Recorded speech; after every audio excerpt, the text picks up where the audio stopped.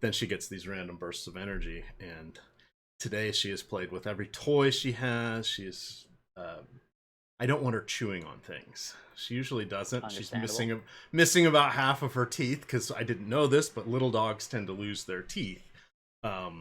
And she has been bursts of energy, and she used to just chew everything, but we mostly just let her destroy her toys, and she was good about everything else. I don't want her chewing on things. Now she usually doesn't. She's missing about half of her teeth. We're live. I didn't know this, but little dogs tend to lose their teeth. Here, and we're good to go. We've got a really weather impacted Sunday here, Greg. We've got a mess in Baltimore, Philadelphia, and then Buffalo. Why Buffalo, you say? Well, that's where Toronto is playing their home games at the moment. Although at least they aren't on the main slate. But we cover a lot of different sites here. So DraftKings said no to Coors today. They're like, nope, it's Sunday, no Coors for you. Really? But it's banquet beer. There we go. Fun little joke for anybody that ever read Coors cans. Says banquet beer on the side of it. I don't know what banquet beer is, but hello, that would be good. Beer that's drank at a banquet. Apparently. But we've got the Coors game is on FanDuel. FanDuel is also running the Tampa Bay Toronto game, which is, I believe, part of a doubleheader. Yeah, it's a 7-inning game because it's a doubleheader. So be careful. Alex, in the main chat today, behind the paywall, you guys got to join this. It's a lot of fun. He was saying he's just crossing that game off the list because he doesn't want players from that game in his player pool because he feels it's not worth the extra or the loss of likely mathematically the loss of at least one at bat. Of course, they could, and not only that, but the rain risk also. So yes. when you have to deal with the risk of rain, the loss of innings, there's just a lot of risk there that makes it not really worth rostering players from, in my opinion. Yes, that I would wholeheartedly agree with. We don't have basketball today. We get a little day off, but we are starting tomorrow, and DraftKings has done some interesting things. So let's talk our sponsor, Yahoo, real quick. They have a management fee-free contest for basketball. They don't have one for baseball, or they're already filled for baseball today. For basketball, there's still about 500 spots left. It's 1,000 entries. They're letting you put in 20, and I'm in that contest for a couple because it will fill up. I'll probably put in a couple more, but we have 4 games tomorrow for basketball. So you're going to get DFS strategy for baseball and basketball tomorrow, and we'll have fun. Hockey just locked for their noon contests, but then there's another 2 or 3 game slate here at 6 or 6:30 tonight. We have content for that. I believe there's a free article as well. And then we also have some fun over here on DraftKings with some new formats. So the format I was excited about is that they have one slate that is all for game ones. So it's an 8-game slate. It's going to be over 2 days. Now, forever we have wanted them, and they used to do this once upon a time. In the playoffs, they'd run 2-game slates, or 2-day slates, rolling 2-day slates. Which, by the way, mathematically, they get the same amount of rake by doing that as if they would do one contest each day. Okay, so because then you're always wanting to play the next contest, yada yada yada. But they've gone away from doing that. Now we have fourth quarter contests because why can't we thin slice this even more? But I'm hoping this portends something for the future. And then Greg was talking about something else, and I thought he was crazy. Tell him the format you saw, but I didn't see on DraftKings. This is brand new.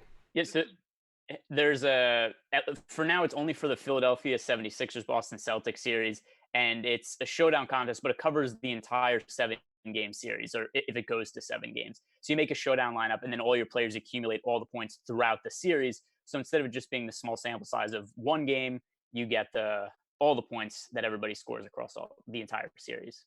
Yeah. So this is absolutely phenomenal. So I'm going to remind you guys, I've made the contest. So I've got the Fred Van Elite Fan Club. I'm going to drop the link to my pinned tweet.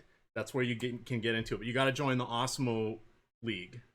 And then from there, every time there's the Toronto's playing, I post the Fred Van Elite Fan Club. I have to play him. If he's ruled out before the game, I play whoever's direct backup is. That's what we do. And if you win that contest and you have an Awesemo avatar, you get 30 free days of Awesemo premium content. So it's just $1. It's set up for 100. It must fill to run. Set up for 100. Top 20 are paid out. It's just $1. I will say usually 3 or 4 people don't enter a lineup when they join, because they join on their phone when they get the notification, and then they forget to go back and put a lineup in there. And it's only 10% rake because it's a user-generated contest. So I'm telling you, you already know who I'm playing, at least one of my guys. So there we are. It's fun. Enjoy it and have a little fun. But let's jump on the slate here. We've got a bunch of people in. See a tweet go out, so let me put a tweet out here. But start us off here. What are you doing with any of the weather? So Philly, it sounds like it's going to be drizzly all day, but they'll probably play, according to some of our favorite DFS weathermen on Twitter. I haven't looked into Baltimore yet, and I'm not worried about the game in Buffalo because I'm just playing on DK today. But what do you want to do with those spots? Are you crossing them out? Are you tentatively doing anything? What are your thoughts there? All right, so for the Phillies-Mets game, for now, I have them all crossed out. I'll see if anything's changed since I looked at the weather this morning. Here's the issue. I live in the Northeast. It's been raining since early this morning. It's been steadily raining all day. I think there is some risk of the game being canceled, especially because if you look at the weather, not only is it raining now, not only is it supposed to be raining later, it's supposed to rain until about 7 o'clock tonight in Philly. So the issue I have there is if the field's too wet to play, I don't know that they're going to want to wait it out because they have to wait basically all day. And then on top of that, it's not really my favorite game to target anyway. So for me, I'm just Xing it out. I'm hoping that either it gets postponed, which I think there's somewhat of a decent chance that happens, or that just nobody goes off and nobody plays all that well. Because to me, when there's this much rain risk and it's not a spot where I'm dying to target, I'm okay with just taking it out of my player pool. All right, that's kind of where I'm landing as well, because I'm going to make lineups on the fly here, and I don't want to deal with it. So I'm taking that game out.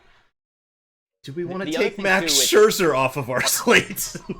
No, for sure not. Also because I don't think there's nearly as much weather risk there. But one other thing that Alex pointed out on Twitter, Alex Baker, that I want to echo also is that with no fans in the stands, it seems like they've been a little quicker to just cancel games.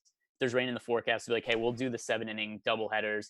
We saw that in the Twins game the other day, where they just canceled it. They canceled it like immediately, and that was one that didn't really have that much rain in the forecast. So if that's going to be the norm this year, where it's just like, hey, it's raining, we don't have fans here, we're just going to cancel the game, make it easy. That kind of seems like what the course of action's been. So that's one of the reasons I'm canceling out the Phillies-Mets game. Now, as for the Nationals-Orioles game, not a game that I'm canceling out, because I don't think there's all that much risk of the game being rained out. It does look like maybe it'll be a late start because it's supposed to rain until around 1, but the rest of the day looks pretty wide open. The forecast right now is just showing cloudy with slight chance of drizzle.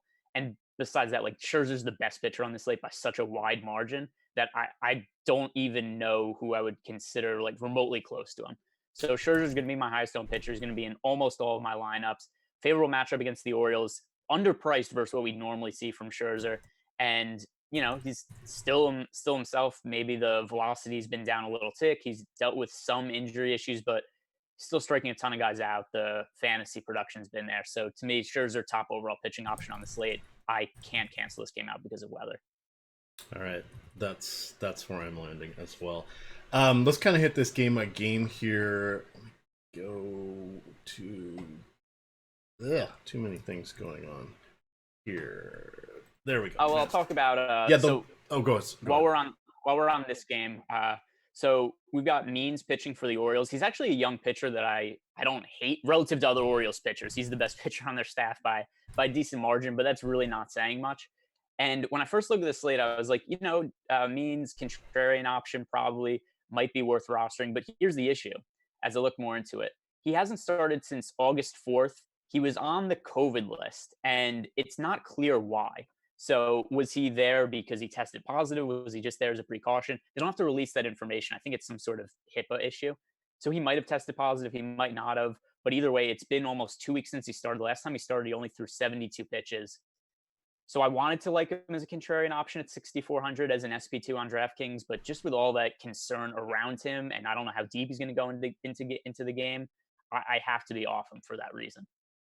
Okay, and that is rather appropriate, I think, because, and you're absolutely right, it is the HIPAA privacy laws that prevent. It's up to the player to release that news on their own, which has been kind of interesting this year. I mean, we forget that, these are people, and you're so used to just getting all the information you need to know about the. It's like, I guess if I had shoulder surgery, would I care or not care? But if you're a player in sports, it's just analyzed to the nth degree.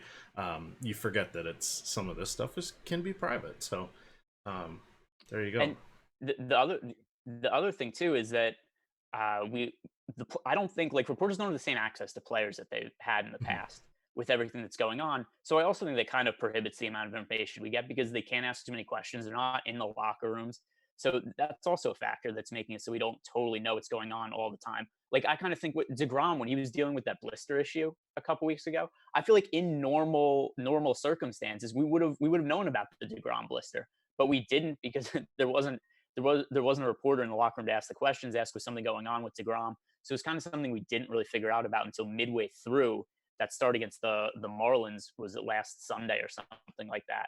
But those are the types of situations where we're a little shorthanded in terms of information that we wouldn't have had otherwise. And so there's enough uncertainty around means that I'm keeping them out of my player pool today. What?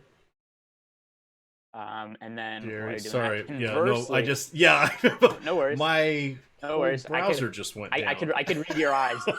I could read your eyes. I see you're looking around. So I'm like, you know what? I'm just gonna keep talking. I'm gonna help you back out here. On the National side of the game, I think that there's reason to stack them, even though I don't think Means is the worst pitcher on the slate.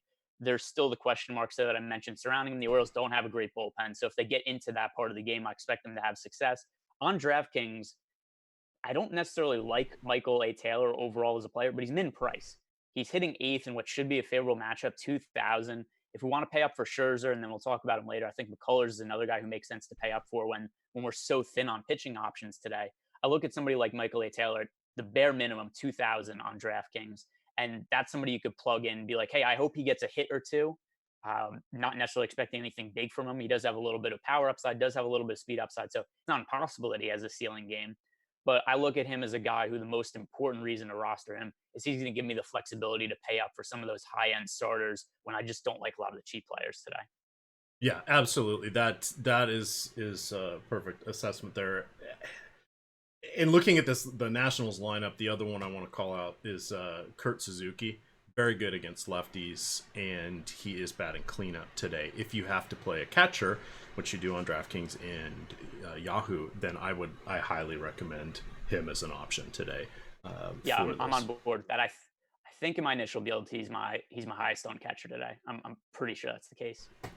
All right, now so looking back over the last 2 seasons for Suzuki, he has a 220 isolated power, 360 WOBA against lefties, walks 5% of the time, strikes out 14% of the time. Hey, I got my information back up here after I clicked the wrong button. There we go. So there we are. We're good. And very reasonable price tag for him at $3,900 also.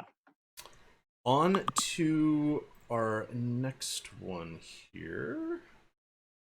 We've got Atlanta, Miami.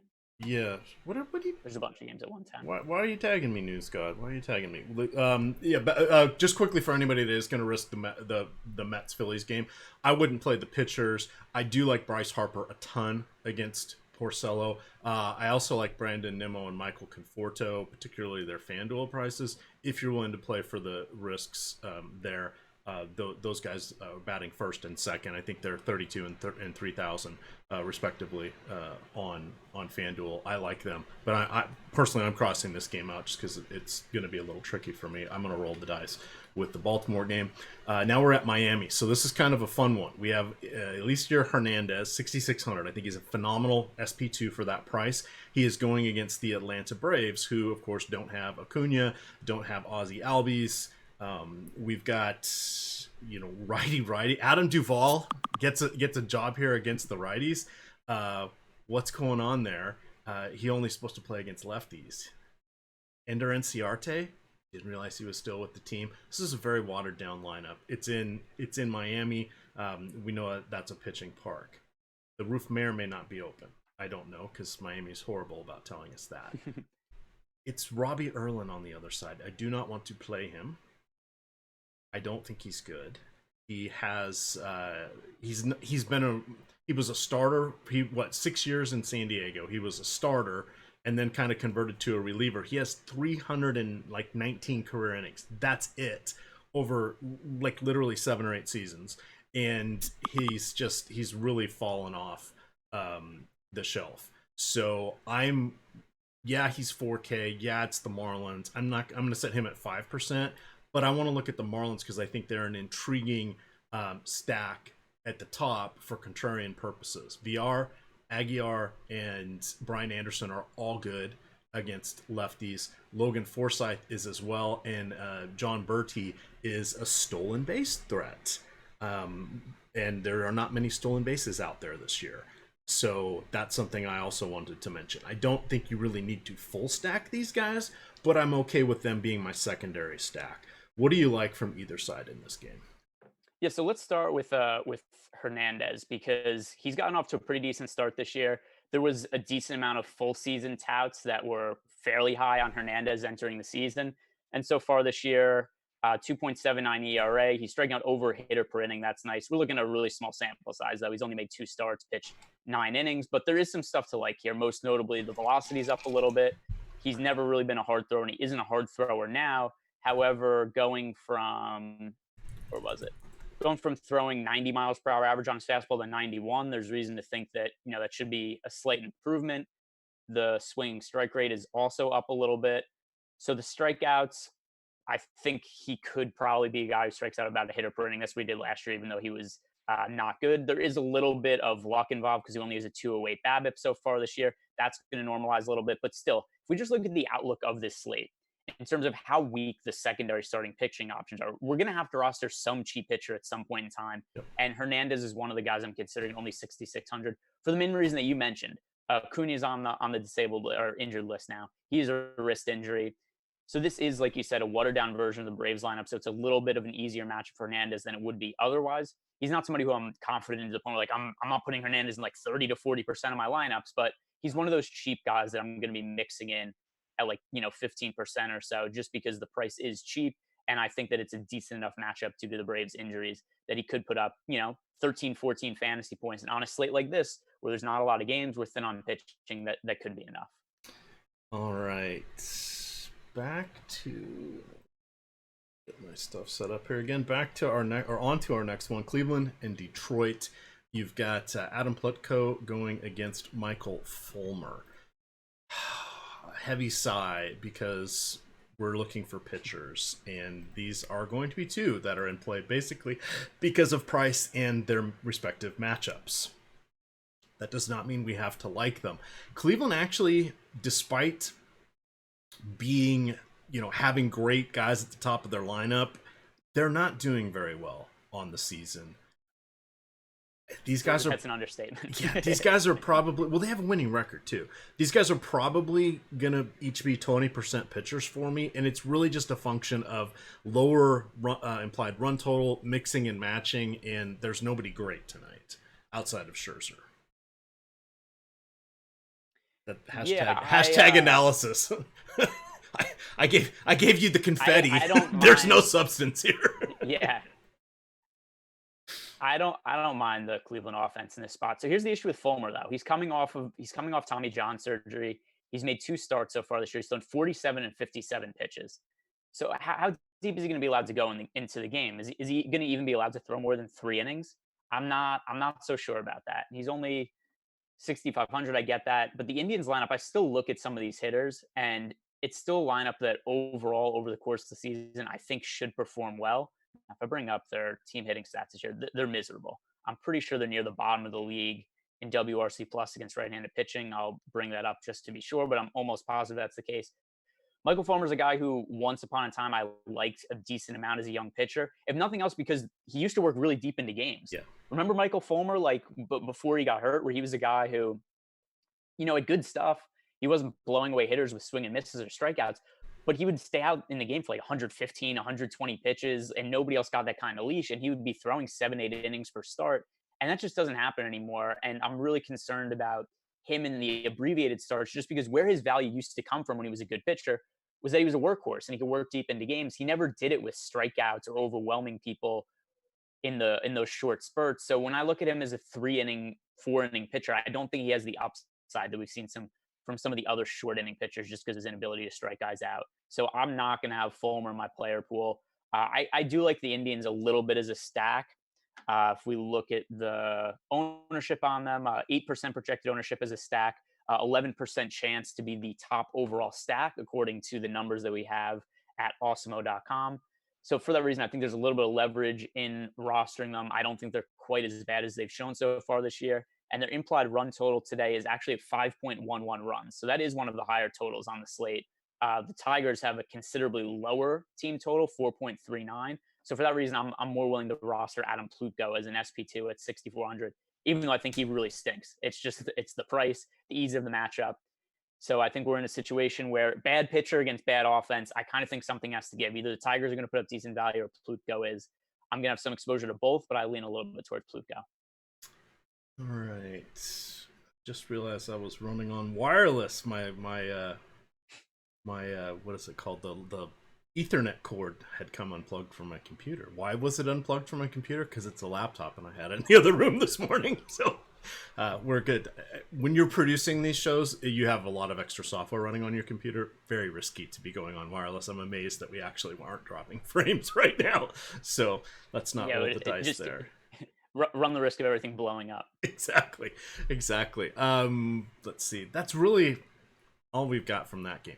Now we've got a fun one. We've got the Minnesota Twins going against Brady Singer. You've got a 5.5 implied run total here. It is going to be a pleasant day there in Minneapolis. 80 degrees, a little bit of a breeze going out to right field. Brady Singer is not really anybody I'm scared of. I'm not taking him out of my player pool, but he's really about a 5% guy. I think the top four are the key for the Twins today. Kepler, Polanco, Cruz, and Rosario. What do you like with the Twins? And do you like Randy Dobnak? So I kind of think there's a chance that Dobnak, what's his projected ownership? Because at first glance on the slate, I'm like, oh, Randy Dobnak, he's been okay this year. And then I looked deeper into his numbers. I was like, oh, maybe not so much, because he's been lucky.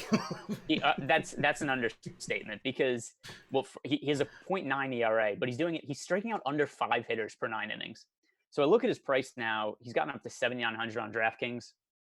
That's pretty pricey. Like, I don't think he's any better than Hernandez. I don't think he's any better than Plutko, and he's just more expensive. I get the matchup is pretty easy against the Royals, but I mean, the start of the season for him, I think, is a little bit of smoke and mirrors. And the other thing, too, he's thrown under 80 pitches in 3 of his first 4 starts, even though he's gone pretty well in terms of not allowing hits or runs, which I think is pretty much luck induced, because he only has a 217 BABIP and he's not striking guys out.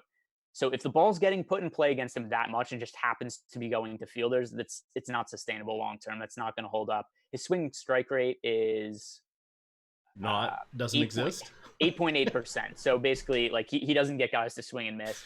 It's just it's not going to work out long term for him, where he just keeps letting guys hit the ball and play against him. Just like, hey, I went to a fielder again. It's not going to hold up. And for DFS, it makes him really difficult to target, because if he's a guy who's only going to be throwing around 70 pitches, 4 or 5 innings per start, not getting strikeouts, at 7,900, it's a no for me. So I understand maybe want to have a small amount of exposure to him just because the pitching options are so weak today, but I don't think he's going to be in my player pool. And here's another way to put him in perspective. 20 total innings pitched this year. So that's 60 outs, 6-0. 11 have come via strikeouts. That's not very many. Not very many. 8 have been fly balls outs. 8 out of 60. That's almost impossible to have. The regression monster is coming, and he's hungry. I don't know when it's going to happen, but it's going to happen at some point here. And if you look at his minor league numbers, it's not like he struck guys out in the minor leagues either. So it's not like there's something like, oh, maybe he can strike guys out, and it's just been a small sample size where he hasn't done it so far.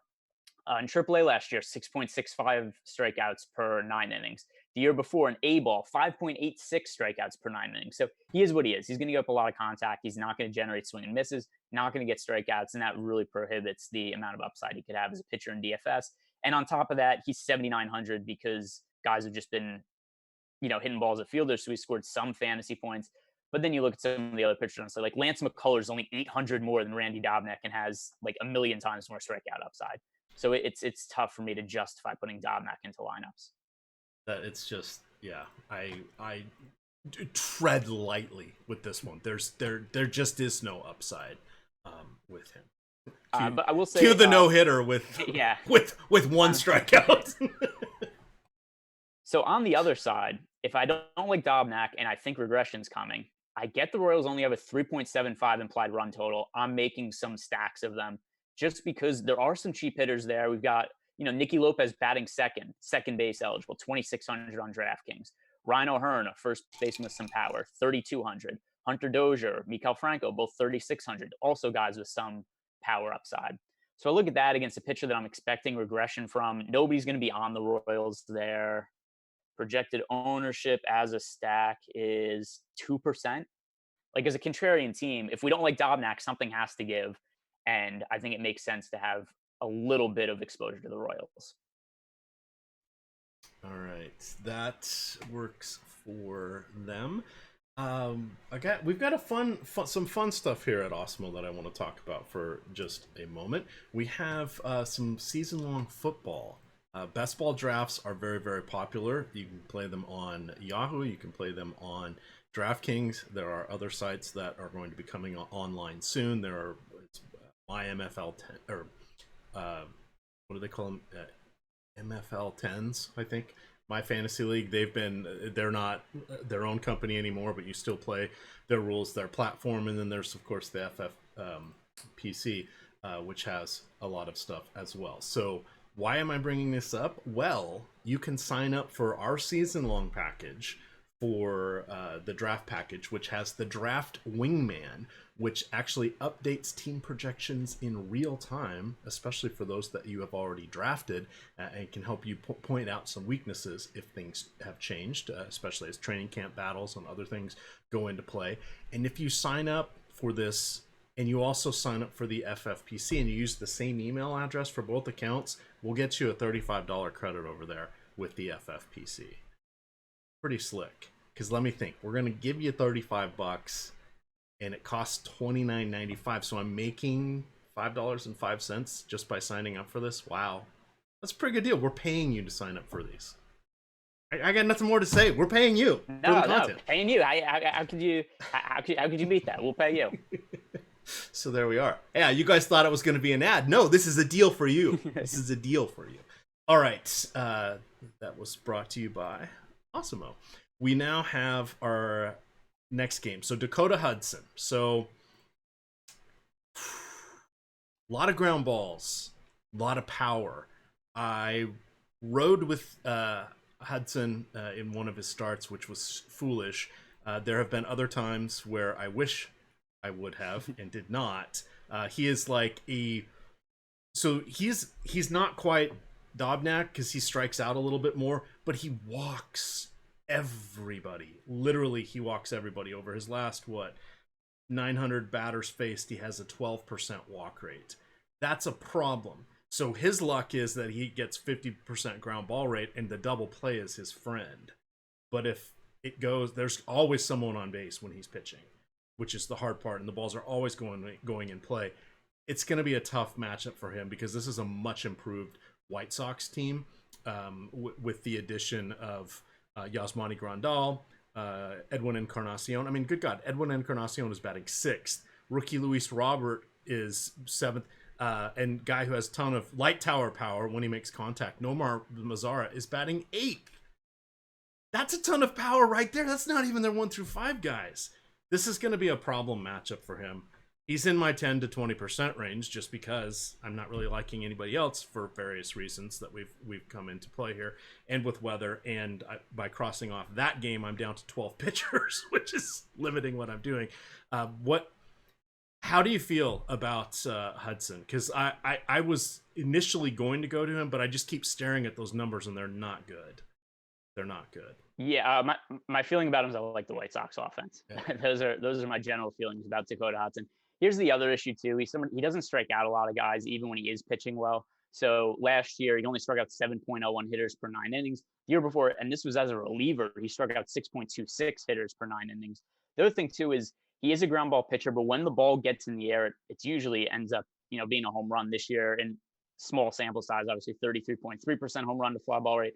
Last year, 19.8% home run to fly ball rate. So that's, really high. The other issue too with Dakota Hudson is, and I have this issue with all Cardinals pitchers right now, after the long layoff for the Cardinals, how deep are they going to be allowed to go into games? Because Dakota Hudson, his only other start of the season, which came all the way back July 26th, he only threw 61 pitches. So now there's been a bunch of time off. I don't know how stretched out the Cardinals pitchers are. Are they going to be going to the bullpens early? It's tough for me to trust them for that reason, on top of the fact that Dakota Hudson just isn't good. So I don't think that he's a guy that I want to have exposure to. Like if he ends up in lineups, it'll just be because the salary works. He's not a guy I want to target. Definitely not a core player or anything like that. It would be a pitcher who, if I have any exposure to him, it'll be less than 5%. My preferred way to go about this game is to stack the White Sox. All right. If you were lining up your favorite, I mean, you can really go 1 through 8. The only guy I'm not really doing cartwheels over is Danny Mendick, but he's super cheap and he qualifies as second base and shortstop. All he's got to do is be on base, and then he's got 8 guys coming after him that can put the ball out of the park. So I don't load him up. I guess that's the technical term here. So I think comparing some players individually though, and who I'd want to target, to me, Yon Moncada, switch hitter, I think that he makes sense. Yasmani Grandal, if we look at the first baseman, because at least on DraftKings, Jose Abreu and Edwin Encarnacion both have first base eligibility, can only roster one of them. I would lean towards Encarnacion for the $1,000 in salary savings. He's hitting 6th compared to 4th for Abreu, but the $1,000 price difference in that, and Abreu's been a pretty big splits hitter last year. That would lean me towards Edwin Encarnacion. Both of them obviously have home run upside too. So I think that Encarnacion for the $1,000 price savings, I like him. Then we get to the bottom of the lineup. You mentioned Nomar Mazara. He's all the way down at 3,500. That's a really cheap price tag. I think that he would make sense for stacks. So those are kind of the guys that I'd be looking the most at. All right. On the other side, we have Dallas Keuchel. True story. I work with a guy who has the same last name. And I was like, oh, I know how to pronounce it. It's Keuchel. He's, no, we pronounce it Kuchel. I'm like, okay. Damn it. Thought I was going to do that. Just tell him, I think you're wrong. That's what you should say. You're wrong. I was like, why are you guys calling him that? That's not how you say his name. That's how he says it. Oh, okay. All right. I'm rolling him out there. Yes, I am too. And pitch per dollar. Not because it's not great in terms of actual dollar price per dollar, like you said. The thing is just there aren't good options on this slate. If you look at Keuchel's numbers compared to his peripheral numbers, it'll look like he's been lucky this year, which kind of is the case, except it's also been the case for most of his career. So he's a pitcher who doesn't get a lot of strikeouts, but he generally tends to manage contact pretty well. So that's why if you look at his numbers this year, he's a 3.04 ERA with 3.48 FIP. But look at last year, 3.75 ERA to a 4.72 FIP. And then you go back to 2017 with the Astros, we're at a 2.9 ERA to a 3.79 FIP. So if you look at he's a veteran pitcher. We have enough of a sample size on him where I don't just say he's gotten lucky. We're deep enough into his career where I think there's something to it. He's good at managing contact now, producing his peripheral stats. I think that we could definitely roster him relative to the other options on the slate. And the other thing too is hard hit percentage is about in line with his career. So there's no reason to think that all of a sudden the BABIP's going to go way up. He's had a below average league BABIP every year except for one in his career since he's moved to a full-time starter. So Keuchel at 8,100, not necessarily my favorite pitcher play, but overall I think he's my third favorite play just in terms of raw projected points, behind Max Scherzer, behind Lance McCullers. Then I would have Dallas Keuchel. So I think that he's somebody who's worth getting, 20 to 25% exposure to. All right, we've got almost 1,000 people watching and barely 100 likes. We need to get up to 200 likes in the next 3 minutes, or I'm going to do more ad reads. Okay, there's your trade-off. Give us some likes. I'll skip my next ad read. Ready, set, go. Got to pay the bills somehow. We're trading today. It's Sunday. We're going for some originality points here. All right, now we have a pitcher we are going to be at least mostly confident in.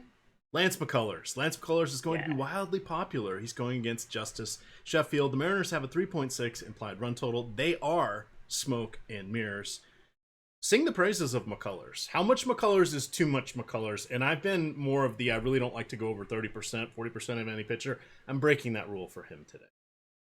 Yeah, so in terms of singing the praises, there are a lot of red flags here. I mean, McCullers has not been good this year. He's coming off Tommy John surgery, missed all of last year. He's only striking out 7 hitters per 9 innings. He has a 6.10 ERA, a 4.78 FIP. That is a little bit inflated because he had one terrible start. It was, let me bring that up, against the Diamondbacks. He only lasted 3 2/3 innings, gave up 8 runs, only had 1 strikeout. Beyond that, he's kind of been okay. He scored 21 fantasy points the last time he played against the Mariners. He had 26.6 his last time out against the Giants. He also had a no-hitter going into the 6th inning in that game. So I think there's going to be a little bit of variance to McCullers just because he missed the year last year. He's had so much time off. I think the numbers are he's been better than what his numbers indicate, and especially because he looked good in his last outing. And most importantly for me, the velocity is still about in check. Last time we saw him pitch, he had a 94.3 average velocity on his fastball, 93.7 so far this year. So a little bit down, but that's nothing alarming. I think that is more to do with the time off and then the late start to the year. That's still really strong velocity. It's still well above league average. And McCullers, to me at least, the eye test, his fastballs look good. His breaking stuff has still looked really sharp to me. I just think that it's a thing where coming off the surge and time off, there's going to be some inconsistencies there. So that's a reason enough to not have McCullers in like 80% of your lineups or anything like that. But I definitely think that if you look at the outlook of the slate, to me, Scherzer is very clearly the number 1 option. And McCullers is very clearly the second option, just compared to what we have available to us. So you're playing on FanDuel where you can only roster 1 pitcher. I'd say you play Scherzer in cash. If you're on DraftKings and you're trying to make a cash lineup, you play Scherzer and McCullers in cash, and then you fill out your lineup from here. I think that that's the pretty safe way to go about building your pitchers. All righty, let's see. So Justice Sheffield was part of the James Paxton trade for the Mariners. He's actually been unlucky. His xFIP is reasonably good. The problem is he's going against Houston, who, despite this is the 7th game the Mariners have played in Houston this year. They have 3 more in Seattle for their 10 total. So I've been talking about Houston a lot against the Mariners because the Mariners have a predominantly left-handed rotation, and Houston, regardless of what they were doing or not doing in prior years, still has the underlying metrics of being phenomenal against lefties. So I really want to go against Sheffield here. He has allowed 6 home runs this year. He's striking out almost 22% of the hitters, but he's walking 11%. It's just 50 or so innings this year. So I think he's someone that we're going to want to go to, or the Astros are a team we're going to want to go to today. They're my top stack of the day here. You've got they're phenomenal. There's really not much else to say. We're just blowing smoke at that point, but they're my favorite stack of the day. Yeah, 5.84 implied run total for the Astros today. It's actually the highest of any team on the slate, but still only projected for about 10% ownership. And this is something I've been saying over the last few days. When I was doing the podcast with Jason a few days ago, I mentioned this. People don't like the Astros. Like there's still that overhanging bias of what happened in the offseason, what happened to them in previous years. So people look at the Astros and they just say, I don't like this team. I don't like their players. I do not want to roster them. And there's a lot of times where they've been in good spots this year where they just don't garner as much ownership as they should because there is that just inherent bias where they're cheaters. I don't like the Astros. I don't want to make money playing them. I don't want to risk my money on teams and players I don't like, because for a lot of people, DFS is still an entertainment. It's part of entertainment in their lives, and they don't want to put their money and entertainment on players and a team that they just don't like. So I look at the ownership for the Astros, and I do think it's going to be a little bit higher now just because they've been better in recent games than they were at the start of the year. So there's going to be a little bit of recency bias there. But still, I think if we look at this implied run total And if we put them into this situation like last year, I think it would have been like over 20% their ownership in this spot. And it isn't today. And I think it's because of that slight amount of bias against the Astros. People just don't like to play them. Yeah. And the sorry, almost calling me. It's like, Mom, I'm on a show. 6.8. On now, Mom. Yeah. The meatloaf. 6.86 ERA against his last 180 righties faced, but that's a 4 xFIP. So he has been getting unlucky, but this is not the team. They're going to make their own luck today from that standpoint. Would you consider any Mariners against McCullers? Yeah, I think as a contrarian stack, especially as a hedge, because I'm going to have so much McCullers ownership today. Like, he's going to be in so many of my lineups, and he's been so high variance this year that just as a hedge, I'm playing like 5% Mariner stacks, which is going to be way over the field. But just because it's that thing where I have a lot invested in McCullers, and then if it happens to be one of those times where we get one of his bad starts, I don't want it to totally kill my day to the point where, you know, I'm dead because I played too much McCullers and no Mariners. So I'm going to have a little bit of Seattle for the hedge. And the other thing also is maybe he gets blown up. Maybe one of those Mariner stacks ends up coming through for me in that situation. Then I end up having a good day anyway. Because if we look at McCullers' outcomes this year, he's either been really good or really bad. And there's been no in between. So I think the most likely scenario is he probably pitches really well today and has like 20 plus DK points. But if he doesn't go well, like he's either scoring 20 fantasy points this year or negative fantasy points. So I think that it makes sense to have exposure to Mariners in lineups that you don't have McCullers, because he kind of only goes one of two ways. All right. Let's see, is that... Oh, one more here. For the DK slate. Again, DK not using the 3 o'clock games, FanDuel is, so we will hit on those as well. Then we got a 4-game, 4 o'clock slate. That should be a little bit of fun. We'll talk about that as well. May hit that one after lock. Josh Lindblom going against John Lester. Terrified of John Lester. I will have a little bit just because, again, yada, yada, yada pitching. I don't really like the 9,300 for him. Josh Lindblom, on the other hand, 6,300. Came over. Where's he been? Well, he was in the Korean League. So now he's back. Does that mean he's good or bad? No, but he is 6,300. So not the easiest of matchups for him, but for the price and the fact I've got to roster 2 of these guys today, I'm rolling him out there. Do you have any more analytical lean one way or the other on that pair of hurlers? So on John Lester, he just seems washed to me. I mean, we look at what he's done so far this year. Sure, he's a 1.06 ERA, but he's only striking out 4.76 hitters per 9 innings. He's just gotten extremely lucky, which seems to always be the case with John Lester. He's got the permanent horseshoe up his ass. He just always seems to outperform his peripheral stats in his later years. But I really think that we're starting to come to the end of the line, because if we look at his average fastball velocity, it's steadily decreased over the last few years, all the way down to 89 miles per hour to start this year. And even last year when it was down, he was still over 90. So look at the last few years, he was like 93, 92, 91, 91, 90 and a half. And now this year, all the way down to 89. That's a huge red flag for me.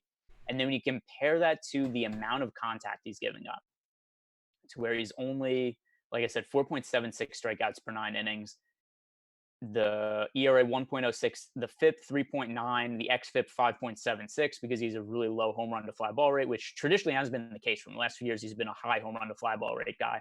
I think regression's coming pretty hard for John Lester.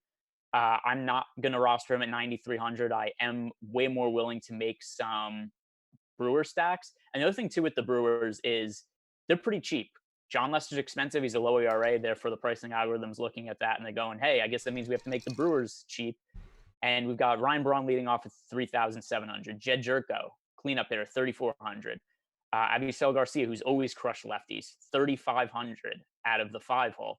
I think there's a lot to like on this Brewer stack. And if I had to pick out one contrarian stack that I liked more than any other one, it would be Milwaukee today. I think they have a good chance to not only have a good game, but there's a lot of power upside there. Yeah. Let's hit these other ones real quick. I didn't really analyze the Coors Field game because I'm just going to say this. It's not on DK. It's not on their short slate. They're ignoring it today. It's not in the tiers contest, whatever. 6.7 implied run total. Kobe Allard, not good. He's going to go against two of the greatest lefty masters in the history, in current modern times, in Trevor Story and Nolan Arenado. They both have, over the last 2 years, 300 isolated powers metrics against lefties. Play them. They're phenomenal if they're on your slate. The other side, John Gray, it's an adequate pitcher. This is not a scary lineup per se, but there's a lot of lefties. We got Chu, Calhoun, Gallo, Odor, Derek Dietrich. Hey, Derek Dietrich's back in the league somewhere. Homered yesterday. Yeah. Oh, did he really? Oh boy. Yes, he did. So there we are. They're okay. I'm not doing cartwheels over them. They're okay today. It's going to be almost 100 at game time. Don't play the pitchers. Don't play them. And sometimes we'll say, hey, yeah, I'm going for a little bit of cool. Don't play them today. Not worth it. Play the offenses. For sure. And the other thing, too, about Story and Arenado on FanDuel, usually when we see them in a really favorable matchup against a lefty at home, they're priced, around like 5,000 or something like that. 4,200 for Story, 4,300 for Arenado. That's a touch too cheap for both of them. And then you move down the lineup, Matt Kemp at 3,000. Not nearly the player he used to be, but he's still at left-handed pitching okay. Only 3,000 for Matt Kemp at Coors Field. Like, that's a pretty decent value play. Garrett Hampson leading off at only 3,000 at Coors Field. Like, this is pretty ridiculous pricing. The Rockies are going to be super chalky on FanDuel, but for good reason. The pricing's off. It's a favorable matchup. The implied run total is ridiculously high. So it's pretty hard to get away from them. I think that they're overall the team that I'd be looking to target the most on FanDuel, even though the ownership is a little bit of an issue, and I generally tend to be underweight when players are that highly owned. This is a spot that to me is too good. The pricing's too far off that I'm okay with eating the chalk and maybe even going overweight to what some of these players are projected to be owned at. All right. And then the next game we have, this is the final one on FanDuel. We'd mentioned it up at the top. Second game of a doubleheader, a little bit, some weather concerns in there. The doubleheader one, we may not have lineups for it. We probably won't have lineups for it until you really can't do anything else to get away from it. And it's only going to be a 7-inning game. So it's kind of hard to look at that. This is where I don't know how many people are going to pay attention and realize it's a 7-inning game. So are you being contrarian by playing it, or are you being smart by not playing it because all the other people are going to stumble their way into it? I don't know. But I think a lot of people are going to get caught off guard that it's 7 innings. So just imagine this. Your guy's getting one less at bat than they normally would. Hey, maybe they homer in the first two. Yeah, they'd be a phenomenal play under any circumstances. But remember, you only get, in general, 4.2 at bats per game is about the average. So they're going to get 3. I don't know. So, we touched on this at the top, but to me, there's also a little bit of rain in the forecast. We don't know what the lineups are going to be. I don't really think people are going to roster this game, but for good reason. I don't think there's any reason to target it. There's a lot of really good spots on the slate. The other thing, too, is, let's see, what's the pricing here? Other than, like, Joe Panic, who's min price and could be hitting in the middle of the order for the Blue Jays, like some of the other guys who actually been hitting well are kind of expensive. Like Teoscar Hernandez is 3,200. So he's more expensive than Garrett Hampson at Coors Field. Then we've got Calvin Biggio leading off at 3,600. Like the pricing isn't even all that favorable for some of their top hitters. So I don't really see a good reason to roster it. There's shortened game because of the doubleheader factor. There's some rain in the forecast. We don't even know if the game is going to happen to begin with anyway. Like there's enough risk here that it's a pretty easy spot for me to just exit out of the player pool and not get exposure to it at all.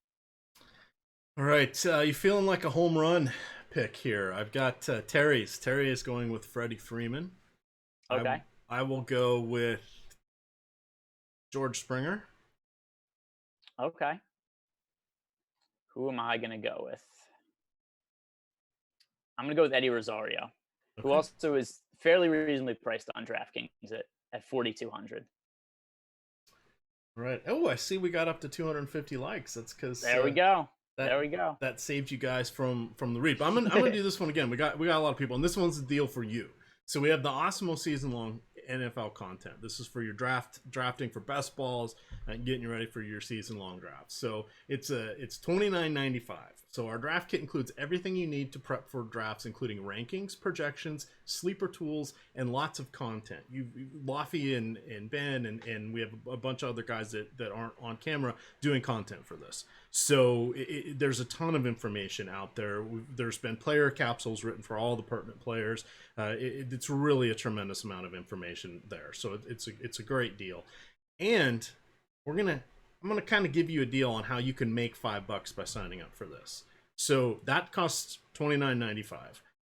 So if you sign up for that, and then you also sign up for the FFPC, which that's where you can go play best balls and season long fantasy for money. If you sign up there and you have the same email address for both, we're going to make sure you get a $35 credit over there. So you're going to spend $30, and we're going to give you $35 plus all of this content. I'm paying you to read this content. And EMac's paying you personally. It's coming out of EMac's pocket. Venmo? No, I'm writing checks. But there we go. Check that out. All right, we have 10 minutes, 12. When is lock today? We've got 15 minutes until lock. We got a lifetime because I gotta make some lineups. This is the best part of the show. So I am heading over here to Fantasy Cruncher. I'm going to upload, and we'll talk about the 4:00 slate after lock because I want to hit on a few things there, and I know there's some decent sized contests out there, so we'll definitely talk about that in just a minute. But in the interest of keeping this on, our 8-game, 10-game, whatever game your site happens to be using today, we'll want to check that out. But reminder, we do have all sorts of good content coming out tomorrow as well. NASCAR's this afternoon. We already have a NASCAR show that has already been posted and recorded. So this is Daytona. Play the guys in the back or the drivers in the back. That's your best bets. Don't really use anybody in the top 10. There you go. It's plate racing. That's the easiest analysis you'll get. So we've got heavy basketball coming up this week. The playoffs are now here. So Portland made it in, just like they did on the Awesemo Sims. We didn't even know there was a thing called play-in games, but we had one, and Portland played its way in to our simulated tournament. So boy, Awesemo's pretty good even when they're doing NBA 2K Sims. So this is going to be fun. There's basically 4 games every day. DK is doing something a little different. So check this out. They are doing all game ones. So it's an 8-game slate. They also are doing Showdown, but for the entire series. They have that posted for Philadelphia and Boston right now. But you keep the same players. You build the team for the whole series. That's going to kind of be fun. I think somebody's going to be hurt, be rested, be something weird happens. Maybe you get a little edge. What are the odds that, as snake pit as the 76ers are, that Joel Embiid makes it unscathed for all of these? I remember, wasn't it last year he was like tentative for almost every game of the playoffs with some nagging injury or another? Here's how much he was injured last year. Because I write blurbs on the DK Live app. I had a template on my computer saved for Joel Embiid listed questionable that I would just copy and paste in, and I would just change the matchup and whatever his salary was for the upcoming game, because it was the same situation every game where I'd be like, oh, Joel Embiid's out. These are the players that get bumps. This is who's going to start in his place, and I would just copy and paste because I swear he might have been listed questionable 50 times last year. Like it was in well over half the games, or about half the games. It was ridiculous. Yeah, so hey, there you go. There's a little fun on that one. All right, I see chat's riled up. Thank you, chat. It's always fun when we get fired up. We got 10 minutes left. Ooh, Hayward scratch. Oh, it's the Daytona road course. Oh, thank you. One thing. See, that's why I gotta go consume our Awesemo content. Thank you. My placeholder lineup is all guys in the back. That's a new wrinkle. See, this is good, and I'm glad I've got some time after the show to check this out. Yep, Jason Hayward was scratched. That was a while ago. All right, sorry, got a little discombobulated there. Hit your top stacks for me, Houston. Kind of rank them. Would you put the White Sox above Houston? So I have Houston as. Let me just pull up what my exposures are. That would make it even easier to answer. If I remember correctly, I ended up with the Astros as my highest owned stack. My two highest owned pitchers are McCullers and Scherzer. All right, this is loading. Oh, is that a good thing or a bad thing that your dog barks when I said McCullers? It means my wife's home, so she's gonna go Okay. nonstop until my wife gets in the door. So I'm gonna mute myself here. All right. So top stacks for me, I have the Astros as my highest owned stack overall. Um, in terms of a contrarian stack, I went with actually the Brewers kind of have decent ownership here. They ended up being projected for 9% ownership. So I thought the Brewers against John Lester were going to be more contrarian than what they ended up being, but I still like them a decent amount. The John Lester regression. I know somebody mentioned in the chat that haven't people been talking about John Lester regression for the last 2 years? Yeah, kind of, and it hasn't totally happened yet, but it's going to happen eventually. He's old, he's well past. The velocity keeps dipping. Like there's not going to be a point where he's like 45 years old and his velocity's down to 82 miles per hour. He's striking out 3 hitters per 9 innings, and he's still maintaining a low ERA. Like to me, the runs are going to start being scored eventually. So I like the Brewers. Astros and Brewers are my two favorite stacks. In terms of a contrarian stack, the Detroit Tigers, I think, make a decent amount of sense. They were going up against Adam Pluko, who, even though I think we both said that Adam Pluko is a decent SP2 option, I do have exposure to him. I also have exposure to the Tigers just because Adam Pluko isn't particularly good. The Tigers are also really cheap. And this is a spot where something has to give. When you have a cheap team going up against a cheap team, cheap pitcher against cheap offense, either Plutko is going to put up, like 18 DK fantasy points, or the Tigers are going to score like 6 or 7 runs, and at cheap prices produce good value. So because of that, I have some exposure to Plutko. I have some exposure to the Tigers. And the other thing that's somewhat nice about rostering the Tigers, other than the ownership, is that you could very comfortably fit Scherzer and McCullers in as the top pitchers with that stack. All right, I'm making my little lineups here. I'm going 15% on the White Sox. I'm gonna go 10% on the Twins and Kansas City, 15% on Houston, and then 15% on Washington. Everything else is kind of at 5. My pitchers, I'm going heavy on. I'm going heavy on Scherzer, Hernandez, and McCullers. I've got all of them capped at 50%, and then everybody else is coming in relatively low. So that's a different stand than what I've been taking the last few slates, but that's what I want to do. And then I've completely X'd out the Philadelphia game. Yeah, I have too. And the weather report doesn't look any better than what it was earlier. It's still raining there according to what it says on weather.com. And then we're looking at basically an 80% chance of rain until 4 o'clock, and then a 60% chance of rain until 7 o'clock. So that's a lot of rain. If the game starts late, which I haven't seen if that's the case yet, I'll check Twitter. If that does happen, then I just have to assume that they're not going to end up playing the game, which if we're Xing the game out, that's kind of what we hope happens, right? We hope that it either gets rained out or at least it plays and nobody really does all that much significance. So I'm with you. I'm not going to have that game in my player pool. And then just, fingers crossed that goes our way. That's the one thing that's really annoying to me about baseball is not just that you kind of have to play weatherman sometimes. We have to figure out like what's the proper way to manage the weather risk. And the teams just kind of happen to cancel or play games for like random reasons sometimes. Like it doesn't always go exactly you think. And it's really hard to predict. Not only will it rain, will it not rain, but will the teams play or will it not play? So unless it's an elite spot, I'm going to tend to err on the side of caution and just go either underweight or not get exposure to it, which is what I did today by not having either of those teams in my player pool. Now, what do you like to do for your stacks? Do you run? I'm assuming you use an optimizer. Yeah. So I'll go to Fantasy Cruncher. I only make 5-man stacks for DraftKings. On FanDuel, I make 4 stacks. And then for DraftKings, I'll make 5 stack. A lot of the lineups end up being 5-2-1. I'm fine with 5-1-1. I'm fine with 5-3 also. But I absolutely, for me, I have to have 5-man stacks. What do you do? Interesting. So I kind of run a mix. I run some 4-4s. I run some 4-3s, and then I run 5-0s and 4-0s.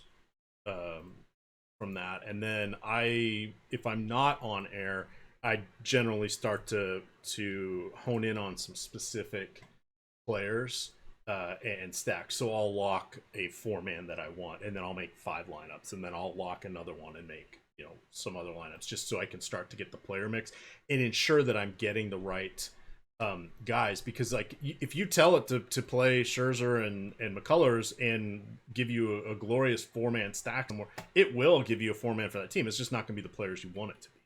It's going to be that happens a lot. Which just because of the way that this slate breaks out, like there's a bunch of cheap hitters that are in my lineups of stacks that I'm not necessarily like super confident. Like I mentioned earlier, Michael A. Taylor is somebody who's in, I don't know, like 25% of my lineups or something like that, even though I don't like him all much, but he's min price and he just lets me get up to the more expensive pitchers. So that's something else also is how hard I stack will be a little bit it will be a little bit decided just based on what the pitching options are and what the value plays are. So just because there's somebody like a Michael A. Taylor who's min price that's starting in a decent spot, that makes it a little more viable for me to be able to do, I call them 5-1-1, you call 5-0. I don't know what the proper term is for it. But just when you get those 5-man stacks and it's like, all right, Michael Taylor's going to get plugged into a lot of these more expensive teams just because he's so cheap, and that allows me to get the more expensive pitchers with some of the more expensive hitters from the stacks that I actually like. So it's not like, oh, you're stacking the 9 hitter because he's 2,300 and you set it to a 5-man stack. So I like, personally, I like the 5-man stacks and either pairing it with 3 value plays or maybe a 5-3 or 5-2-1. Yeah, like I liked Miami, but I realized because I'm just trying to do this quickly, I didn't get anything from them. So I just went in and hand-made a few stacks real quick there. Here's one of the reasons for it is because they have, who was that's in the line? Oh, so Diaz is batting 4th and isn't in the DraftKings player pool. So when something like that happens, it does make it really hard to totally make stacks of 5-man stacks of teams, just because there's nothing you can do if one of the players isn't in the player pool. And the other thing that happens also is if there's a lot of positional overlap. Like sometimes you'll have a team where it's like they have 5 players that are outfield eligible, and then it really inhibits the amount of variations you could get of a stack of one team. So that is one thing that makes it a little bit hard to stack the Marlins today, is just that the guy who's batting cleanup for them isn't in the player pool. But I really wanted their first 3 and their 6 and 7 hitters, so I was able to go in, just click those guys and do a couple iterations, and I'm happy. There we go. I see I'm getting a ton of Victor Robles, a ton of, as I wanted, Kurt Suzuki. The Nationals are actually coming in as my most popular stack, slightly ahead of Houston, and then I've got the White Sox. So, gonna ride with this. We've got 4 minutes to go. My lineups are in. Always tricky to do this on air, but that's the price you pay here. Terry likes to run just one lineup when he's doing the shows. Fortunately, I have enough of my process automated. The problem is it's not automated enough to just totally kick it off and let it do its thing, because I'm still... So when I say that, so Adam and Jake and Alex and Josh, those guys will crunch their lineups, then they'll put it into Excel, and then they've got it comparing against ownership, boom bust, leveraging against the field, and other upside spots, and how unique is their lineup going to be. I don't do those steps. I kind of do half of them, but I do it only in Cruncher by adjusting the settings. That takes time, and then you got to go in and tweak it, and then you got to go in and tweak it, and then you got to go in and tweak it. So I usually don't have that time to do on air. It's a little more... It's funny, my ROI is much better when I'm not on shows up until lock. But I like to play, so here we are from that standpoint. But reminder, if you guys haven't gone over there to Yahoo, they are sponsoring the show, check out their management fee free basketball tournament tomorrow. You'll want to get in. It's more than half full. It's $3, 20 entry max, and it should be fun. I made my lineup. I've learned the hard way that I'm doing too many sports at once, and all these lock times and news for basketball and hockey By the way, hockey's had they're almost like the NBA with these silly late scratches, and we may not know the goalie until 3 minutes before, and they've made switches because hockey has this archaic thing of the goalie that leads them off the ice and onto the ice is kind of the starter, and the first goalie in practice. Well, they're not doing all that, so you're just like, oh, okay. And it's not like they're beat writer. There are some people inside the bubble, but they're watching on video too and trying to figure it out, and it's just literally a disaster. So and the injury reporting when there are reporters available kind of sucks as is for hockey. Like, I don't know if you've ever followed really the injury reports for hockey, but lower body and upper exactly body. That's which we don't even have anymore. They haven't even said it as lower body or upper body. Now they just say players are unfit to play. Like a guy could get decapitated and the injury report can, he's unfit to play. He's got no head. He's unfit to play. Which that's how they've done in the past. The guy breaks his arm. He's got an upper body injury. His leg falls off. He's got a lower body injury, and we don't even get that anymore. Now just anybody who isn't able to play is unfit. All right, so now we're basically at lock. So let's talk a little bit of the late slate here, just since there are 4 games. Let's see. I'm going to go over here because I've done some for DK. There's a nice little 2-game slate as well, or pardon me, a 2:00 slate as well on DK, but yet you're not going to be able to play Coors Field. So they are doing a 3-game late slate. So they're skipping the night one, but it's the 3-4 o'clock games. So here is some fun with numbers. I'm going to read some numbers to you, and we'll see if you can guess what they are. Okay. Let me see here. I want to go 8, 13, 19, 11, 8, 10, 14, 15, 13.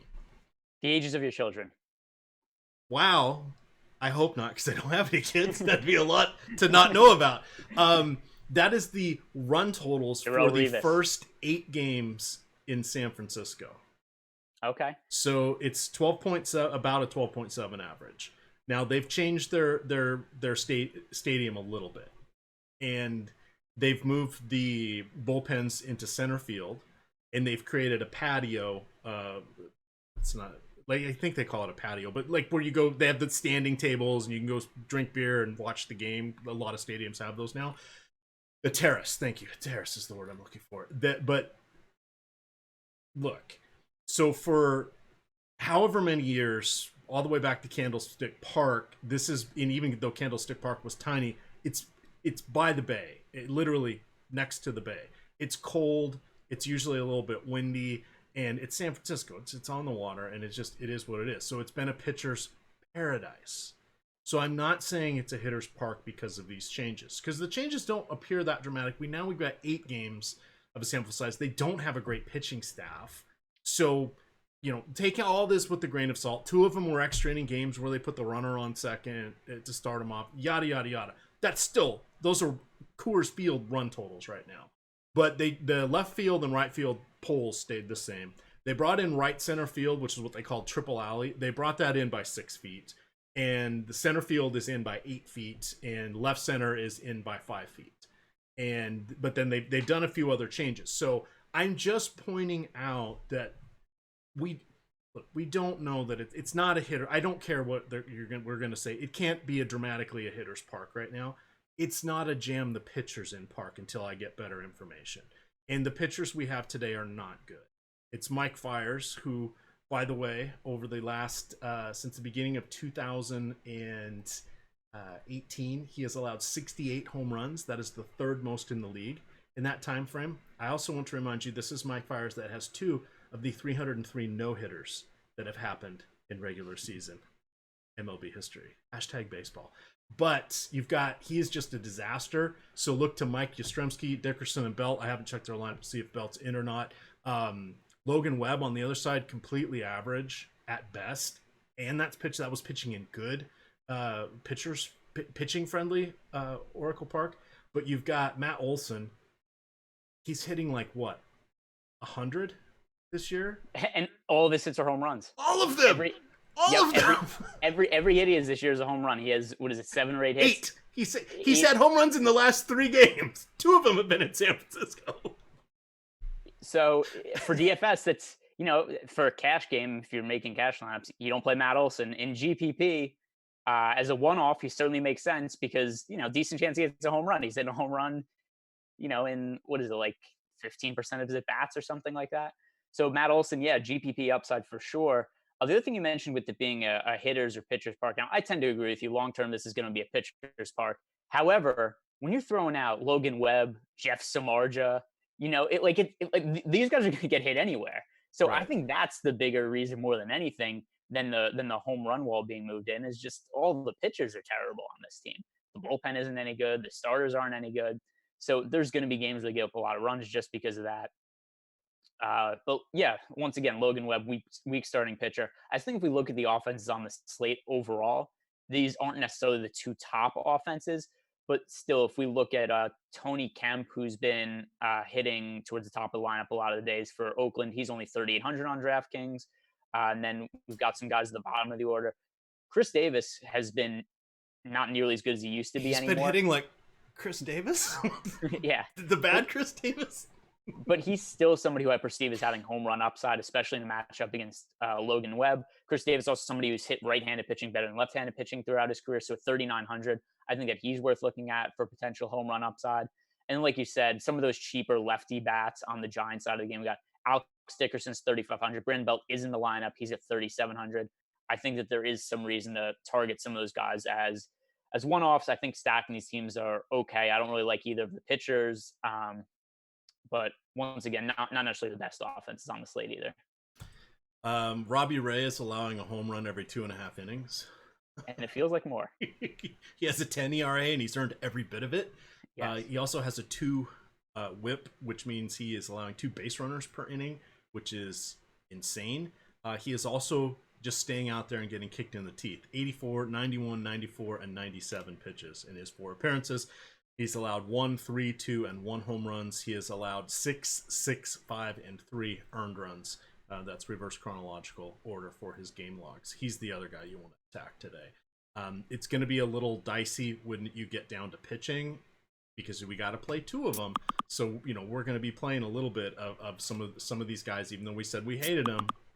Mathematically, I'm still going to have a little bit of Mike Fiers, a little bit of Logan Webb. Hey, maybe they survive 3 or 4 innings and it's respectable, and then it's the bullpens that get their ass kicked. We've already seen that countless times already this year, that's the case. Otherwise, we're looking at Garrett Richards, injury concern. He has 30 starts over the last 3 years, just because he's always hurt. Robbie Ray, I don't know that I can go there, but then now I'm down to 5 pitchers and I got to play 2 of them. Who's that going to be? Well, hello, Dustin May. Is Dustin May always on our slate? The Ginger Syndergaard? We've talked about this before, right? I think that he's pitched maybe every Sunday so far this year, so it feels like it. I have to say with Robbie Ray though, I agree with you. I mean, it's hard to argue otherwise. He's sucked this year. He's a 10.59 ERA, 8.25 FIP. He still has good stuff, and he still strikes out over a dozen hitters per 9 innings. So if I look at, by the way, Yordan Alvarez was just scratched. That's gonna be some big news. What time's that game lock? Game doesn't lock for another hour, but that's something that everybody should keep in mind there is that Yordan Alvarez was just scratched. So if he's in your lineups, we still like to Astro stacks. Get him out. He is a knee injury. I'll talk about Robbie Ray while you update your lineups, and then you could rebuttal with something. I'll update some of my lineups. So Robbie Ray, he's only 7,000. The pitching options are terrible on this slate. As inconsistent as Robbie Ray, we can't even call it inconsistent this year because he's just been bad. There's been no inconsistency. He's been consistently not good. He's still getting strikeouts, and we've seen him be inconsistent in the past. He goes on stretches where he's bad. He goes on stretches where he's good. As long as he has that strikeout upside, looking at him at only, what was that price? 7,000 flat. Yes, 7,000 flat for Robbie Ray. On a 3-game slate where the pitching options are bad, we have to roster 2 of them. I think Robbie Ray is the highest upside SP2 on that slate. So he makes sense for me. He also makes sense to stack against because of how much he's struggled. But he still has good stuff. He just doesn't always know where it's going. Let's see. Swing strike rate is 11.4%. That's still solid. I think he's going to be a guy who's going to get strikeouts. I'm willing to overlook his bad start just because of the options on the slate combined with the strikeout upside. I think that Robbie Ray is an SP2 is a decent option, and maybe he won't have all that much ownership just because of how bad he's pitched so far this year. Yeah, all the games are locked until the 2 o'clock one, so I'm just going to have to recrunch because I have 30% Alvarez. So. Fair enough. So I've got the new lineup here. Yeah. Who is it? It's always hard. It's always hard when the new lineup comes out because I can never remember who was in the original lineup. It's either Reddick or Toro. Abraham Toro's in batting 8th. I don't remember him being in the original lineup. So I'm gonna say that he is the new addition. But that's also not an easy 1-for-1 swap because that leaves a ton of salary on the table. So that's going to be reworking all the lineups. And somebody's saying Salvi scratch. Would that be Salvador Perez? Potentially. We'll have to wait and see. Let me look on. Boy, as soon as the slate locks, everybody gets ruled out. Yep, Salvador Perez scratched due to an eye injury. So we got Yordan Alvarez out because of a knee injury, Salvador Perez because of an eye injury, and that's going to be Valoria starting a catcher for the Royals in place of Perez. All right. Any other fun stuff? You're a Yankees fan, I'm guessing?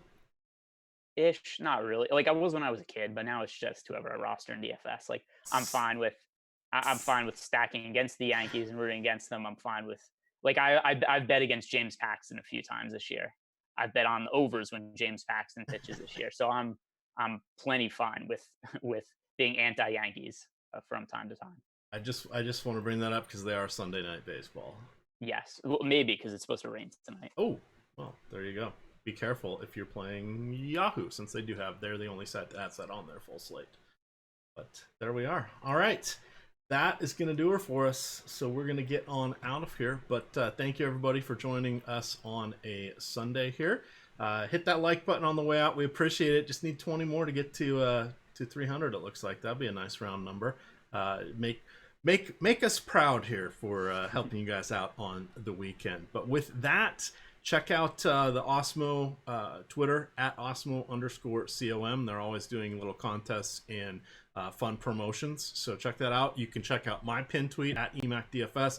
Get in that Fred Van Elite fan club. It's on DraftKings, just $1, 100 entries. Must fill to run. Top 20 are paid out. And if you win and have an Awesemo avatar, I'll get you 30 free days of Awesemo premium content. With that, gamers,